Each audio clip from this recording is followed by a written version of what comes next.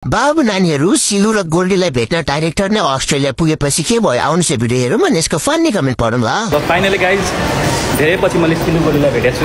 कस्तो लाग्दैछ त मसँग भेट्न पाउँदा? म त एकदमै खुसी छु। आफ्टर 3 इयर्स हैन, 3 वर्ष पछाडि। अनि सिलुलाई मलाई चाहिँ 100% थाहा थियो हैन, डाइरेक्टर सर मलाई खोज्दै अस्ट्रेलिया आउनुहुन्छ भनेर। Finally look at him guys.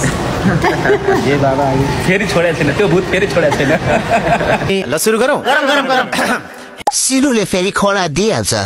क्या करें सबकी आती नहीं हमें इच्छा आती नहीं। रात दिन गाली गर्ने मान्छेलाई भेट्दा कस्तो लाग्यो रोशन दाहालजी? क्या बोलूं क्या अब मैं इस पे? मैं कुछ बोल ही नहीं सकता। डिरेक्टर पो हो, म त देवेन्द्र भन्दै थिएँ यार।